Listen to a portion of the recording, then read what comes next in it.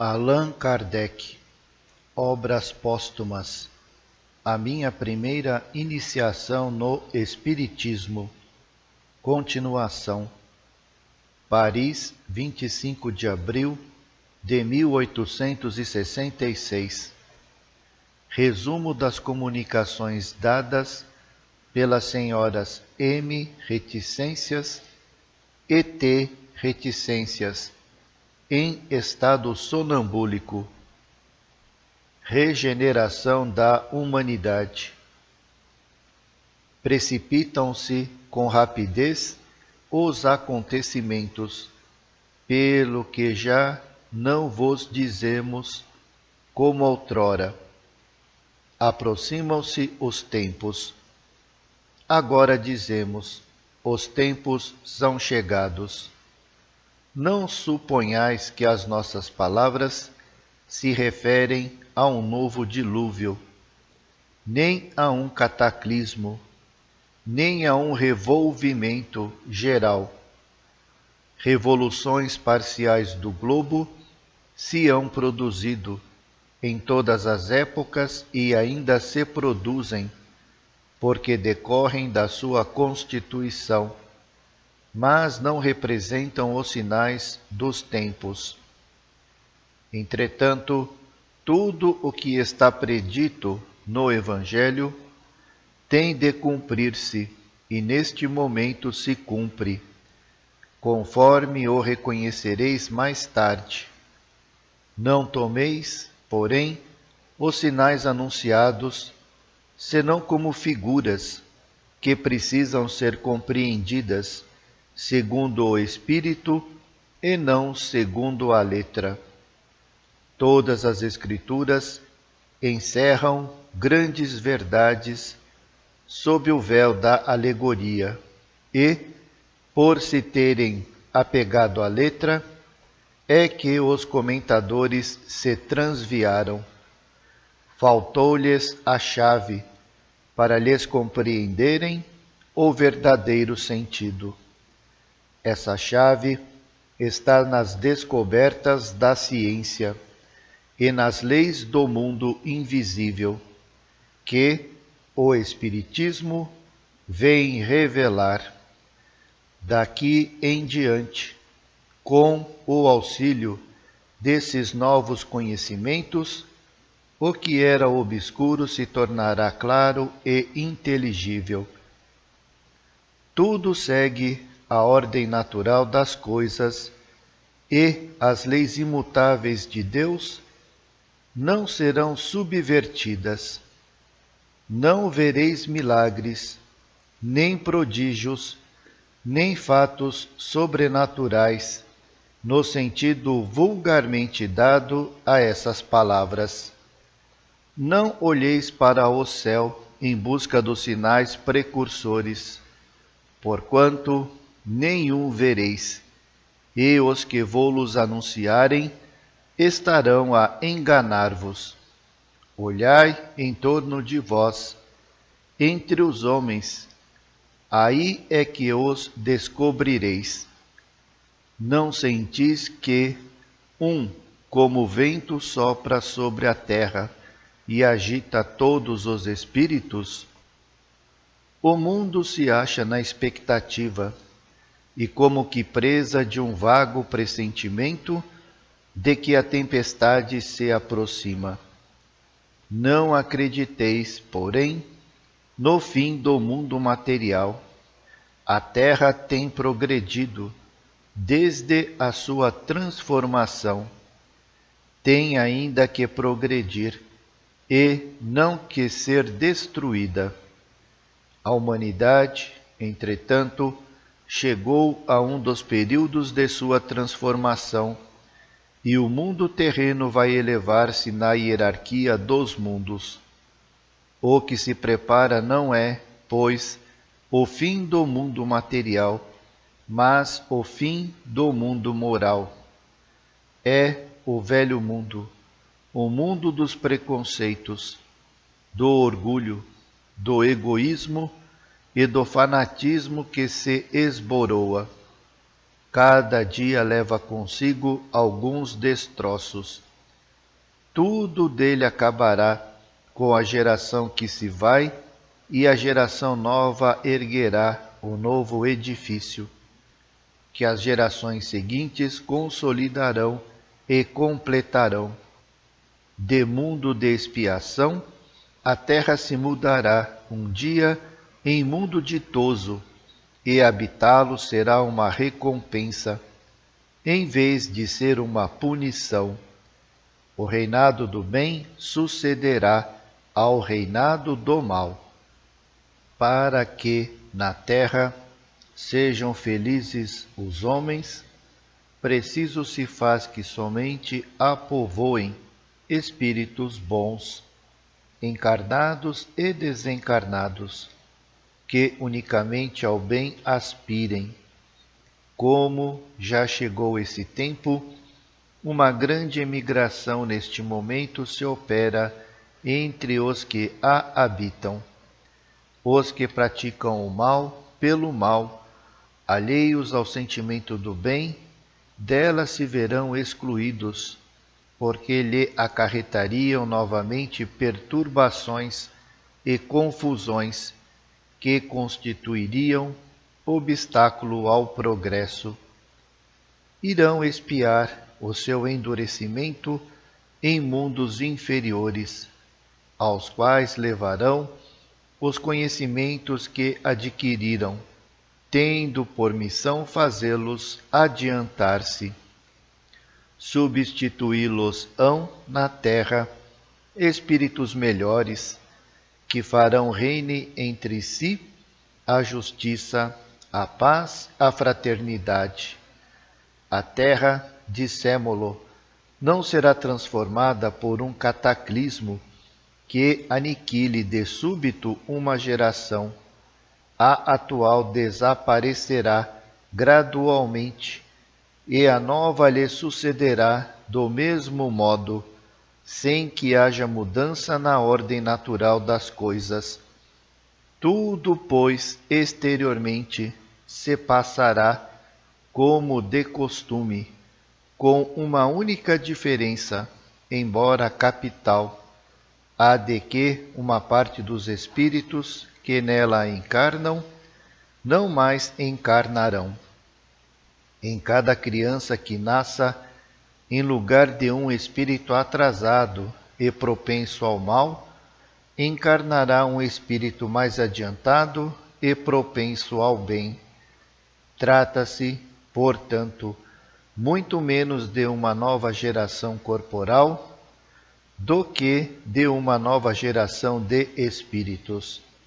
Assim, desapontados ficarão os que contem que a transformação resulte de efeitos sobrenaturais e maravilhosos. A época atual é a da transição. Os elementos das duas gerações se confundem. Colocados no ponto intermédio, assistis à partida de uma e à chegada da outra, e cada uma já se assinala no mundo pelos caracteres que lhe são próprios. As duas gerações que sucedem uma à outra têm ideias e modos de ver inteiramente opostos. Pela natureza das disposições morais, porém, sobretudo pelas disposições intuitivas e inatas, torna-se fácil distinguir a qual das duas pertence cada indivíduo. Tendo de fundar a era do progresso moral, a nova geração se distingue por uma inteligência e uma razão, em geral precoces, juntas ao sentimento inato do bem e das crenças espiritualistas, o que é sinal indubitável de certo grau de adiantamento anterior. Não se comporá tão só de espíritos eminentemente superiores, mas de espíritos que, já tendo progredido, estão predispostos a assinalar as ideias progressistas e aptos a secundar o movimento regenerador. o que, ao contrário, distingue os espíritos atrasados é, primeiramente, a revolta contra Deus, pela negação da providência e de qualquer poder acima da humanidade. Depois, pela propensão instintiva para as paixões degradantes, para os sentimentos antifraternais do orgulho, do ódio, do ciúme, da cupidez, enfim, a predominância de apego a tudo o que é material. Desses vícios é que a terra tem de ser expurgada pelo afastamento dos que recalcitram em emendar-se, visto que são incompatíveis com o reino da fraternidade, e os homens de bem sofreriam sempre com o contato dessas criaturas.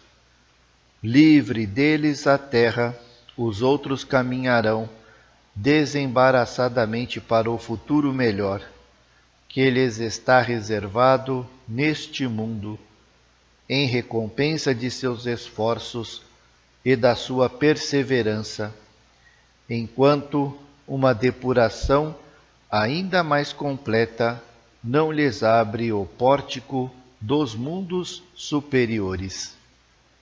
Com referência a essa migração de espíritos, ninguém pretenda que todos os espíritos retardatários serão expulsos da terra e relegados para mundos inferiores.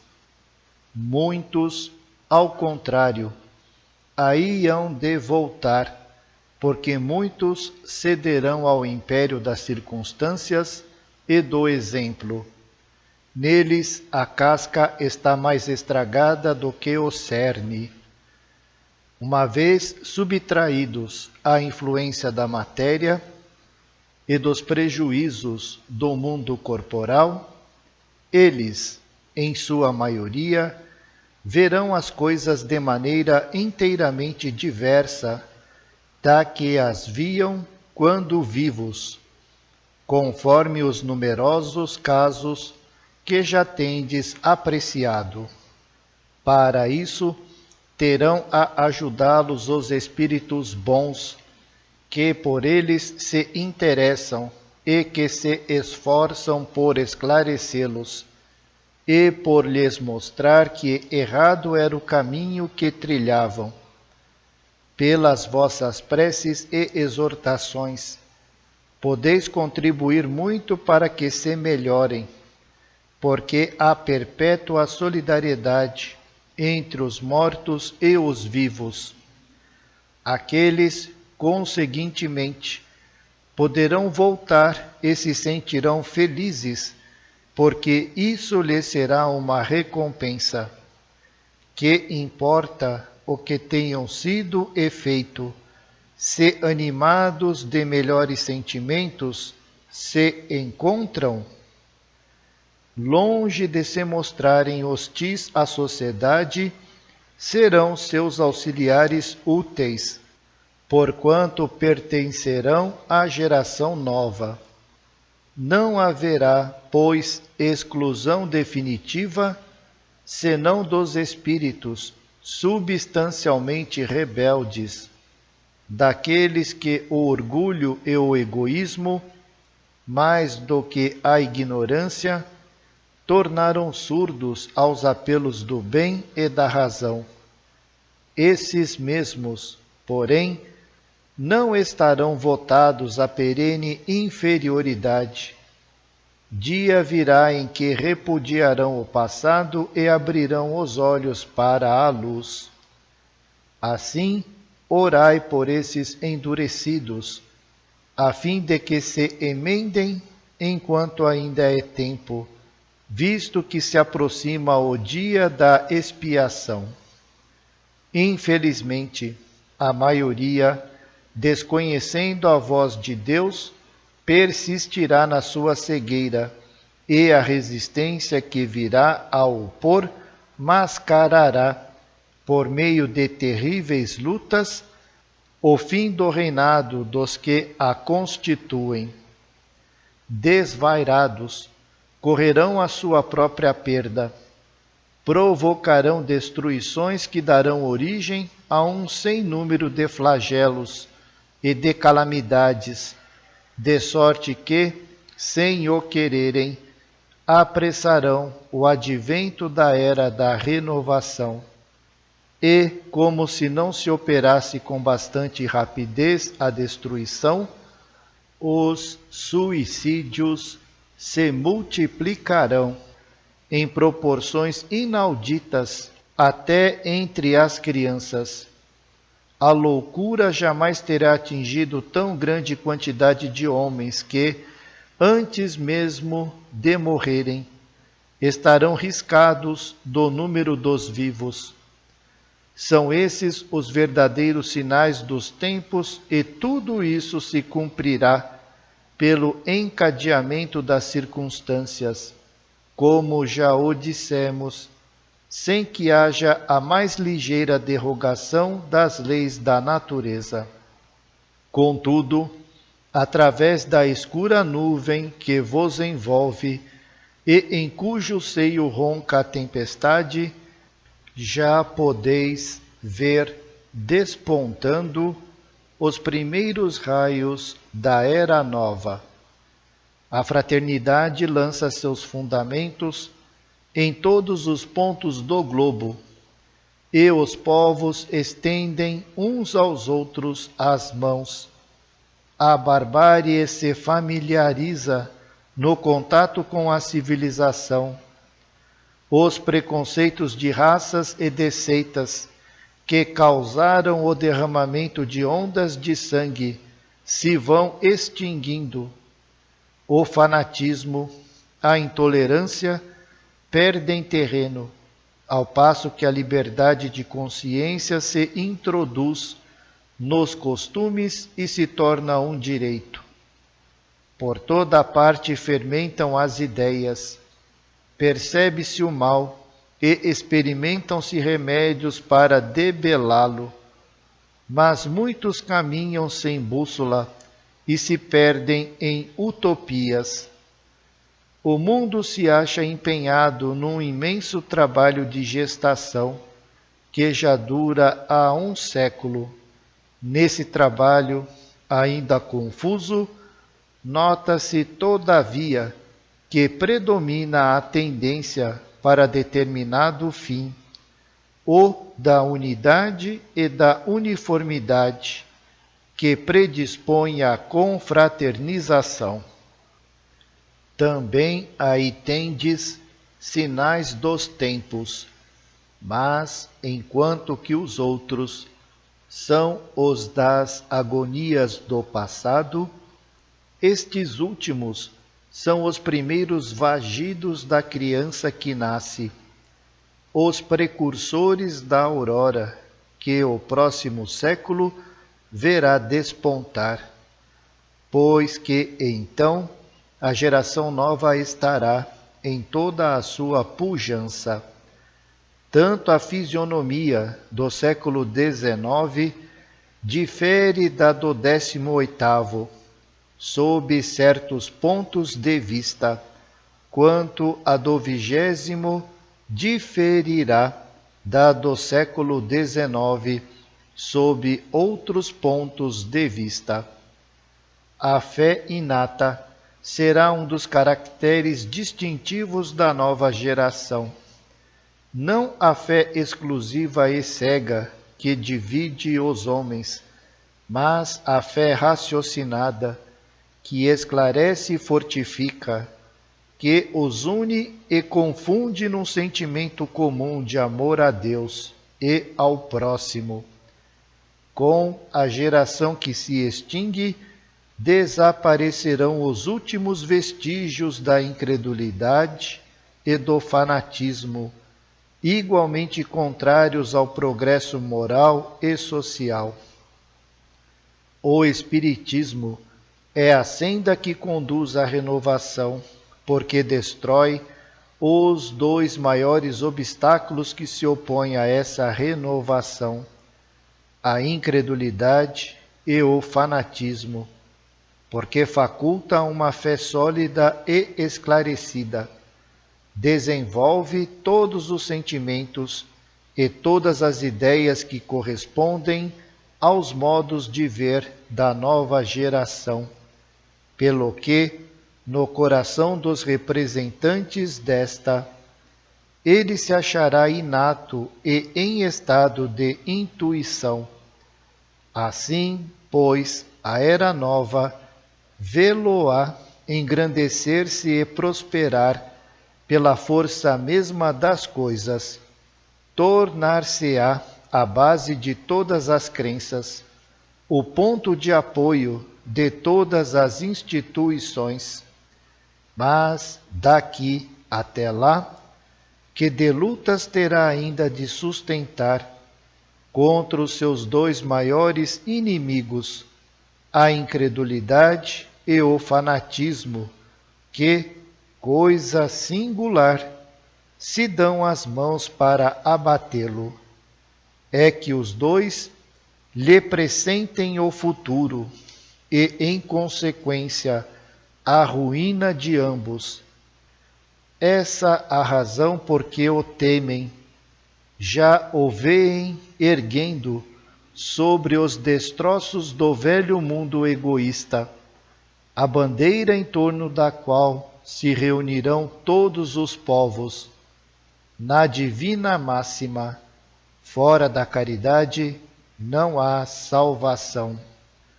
Eles leem a sua própria condenação, porquanto essa máxima é o símbolo da nova aliança fraternal proclamada pelo Cristo.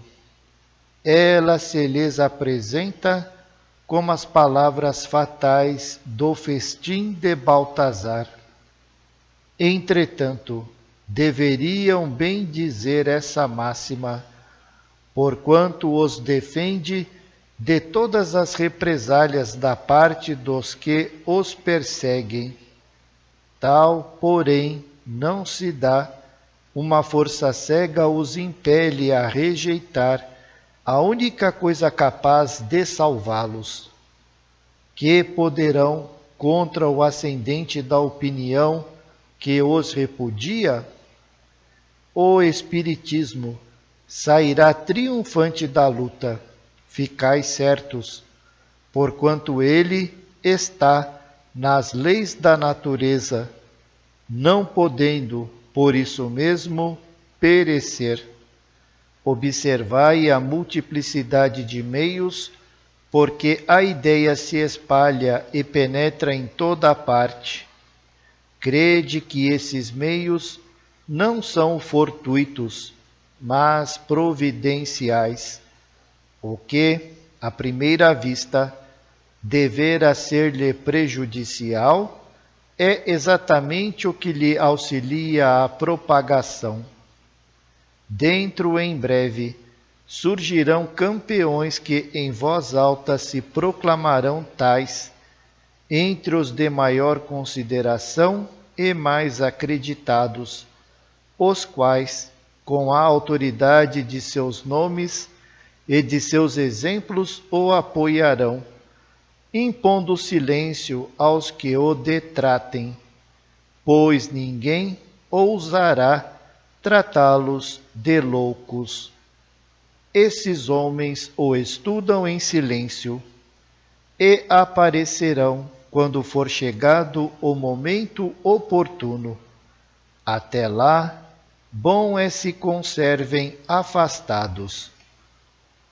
Dentro em pouco também vereis as artes se acercarem dele, como de uma mina riquíssima, e traduzirem os pensamentos e os horizontes que ele patenteia, por meio da pintura, da música, da poesia e da literatura. Já se vos disse que haverá um dia a arte espírita, como houve a arte pagã e a arte cristã. É uma grande verdade, pois os maiores gênios se inspirarão nele, Em breve vereis os primeiros esboços da arte espírita, que mais tarde ocupará o lugar que lhe compete. Espíritas, o futuro é vosso e de todos os homens de coração e devotados. Não vos assustem os obstáculos, porquanto nenhum há que possa embaraçar os desígnios da providência. Trabalhai sem descanso e agradecei a Deus o ter-vos colocado na vanguarda da nova falange. É um posto de honra que vós mesmos solicitastes e do qual é preciso vos mostreis dignos pela vossa coragem, pela vossa perseverança e pelo vosso devotamento. Felizes dos que sucumbirem nessa luta contra a força. A vergonha, ao contrário, esperará no mundo dos espíritos os que sucumbirem por fraqueza ou pusilanimidade. As lutas, aliás, são necessárias para fortalecer a alma. O contato com o mal faz que melhor se apreciem as vantagens do bem. Sem as lutas que estimulam as faculdades, o espírito se entregaria a uma despreocupação funesta ao seu adiantamento. As lutas contra os elementos desenvolvem as forças físicas e a inteligência. As lutas contra o mal desenvolvem as forças morais.